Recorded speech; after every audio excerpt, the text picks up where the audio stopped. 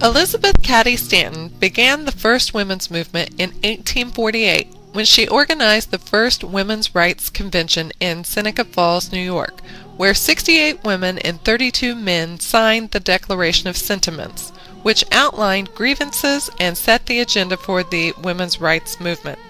In 1869, Susan B. Anthony and Elizabeth Cady Stanton formed the National Women's Suffrage Association. The primary goal of the organization was to achieve voting rights for women.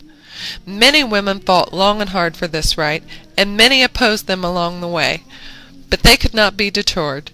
And more than 70 years after the first Women's Rights Convention, women won their right to vote. In the years that followed, the roles of women changed significantly. Men in the 1930s and 40s were being sent off to fight in the First and Second World Wars, leaving factories empty and desperate for workers. Employers began hiring women in large numbers to work outside the home. Women were gaining financial freedom and independence, but it was short-lived. The 1950s was a time of much sexism. Women were treated as though their only purpose in life was to cook and clean for their husbands and raise children. As you can see by the advertising from the 1950s, women were expected to know their place, which was significantly below men. Sexism was prevalent, but it was the norm, so many women felt they had no other recourse but to live a life that may have left them feeling unfulfilled. But the times, they were a-changin'.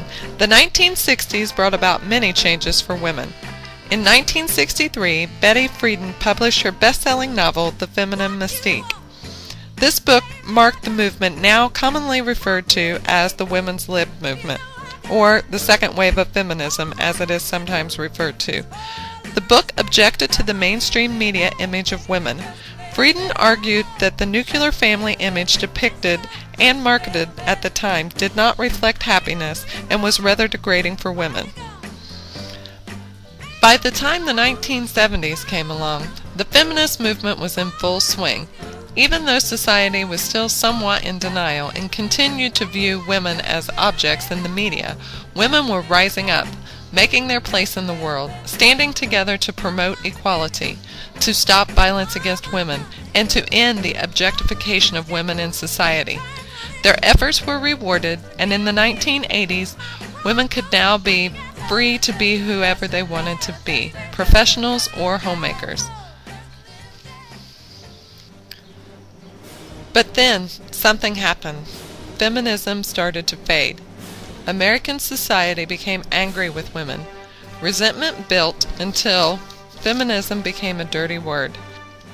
Today, many women are afraid to be identified as a feminist because society has convinced them that they will become the victims of uneducated stereotypes. Nevertheless, there are still millions of women out there every day fighting for equality in a society that is doing better but still fosters the notion that women are inferior to men.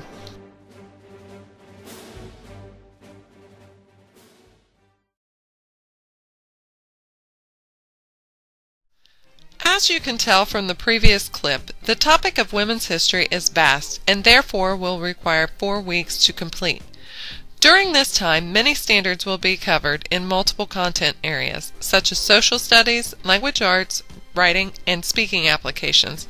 Also, many of the technology standards will be included as well. Because I want my unit plan to reach all my students, I incorporated Howard Gardner's theory of multiple intelligences, which basically states that people do not all learn in the same way. Therefore, it is important for me to use engaging activities that incorporate all 8 intelligences. Let's see how I use multiple intelligences in my unit plan. Fortunately for verbal learners, classrooms of today generally gravitate toward this intelligence. There is plenty of opportunity for verbal learners in my unit plan. Students will be reciting famous speeches like "Ain't I a Woman" by Sojourner Truth. They will participate in classroom debates about women's issues of today, and they will make numerous presentations both in person and through audio and video podcasts. Visual learners will be engaged by videos like the one at the beginning of this presentation. They will also create their own comic strip using irony to depict the suffragists' battle for the right to vote, and they will create a photo collage in iMovie of the women they feel made the most important contributions throughout history. My unit plan allows for much self-reflection for the interpersonal learners. These students will enjoy the video assignments comparing their aspirations of today to what their reality would have been in 1955. Also, these students will be required to develop their own website advocating for the cause of their choice. This will give these interpersonal learners an emotional outlet as well as a sense of empowerment. For the kinesthetic learners, I have implemented activities such as a boys versus girls wiffle ball game and a skit that demonstrates the progress of women throughout history. Interpersonal students will have many opportunities to work in groups, particularly when preparing for the dinner party skits and when they play the wiffle ball game. They will also be working with their peers virtually every day, as most activities have some element of group interaction. Naturalist learners will enjoy creating the timeline of women's history, as well as ranking the issues facing women today.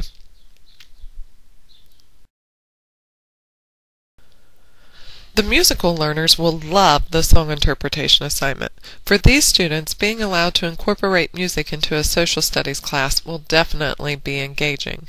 They will also enjoy sharing their music with their classmates and giving their interpretation of the song.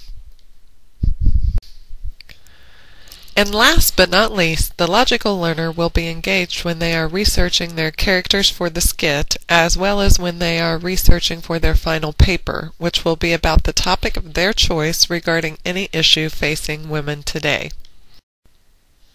A common thread throughout my unit is technology. For me, it is imperative that my students learn to think critically. Critical thinking requires engaging students in classroom activities. To not use technology in today's classroom virtually guarantees that students will tune us out. We must speak their language and pique their interest so we can get students to be critical thinkers. If we can do this, we can empower them to do great things. My unit plan incorporates the use of the internet for research and to access websites like MindMeister. Students will also be using computers for word processing and software such as Inspiration to create their timelines.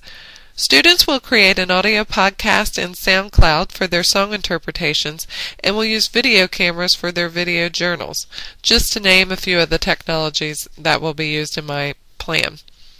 I know my kids will be excited to use technology, which will make learning fun. The obvious benefit of making learning fun is that the seed is planted for future learning. When kids enjoy activities, they will want to participate. Willing participation drastically increases learning. In conclusion, this course has taught me to recognize that not everyone learns in the same way. If we want to truly teach our students, we must present material to them in a variety of ways to ensure we are speaking to all 8 intelligences, making sure that no child misses his or her opportunity for a quality education.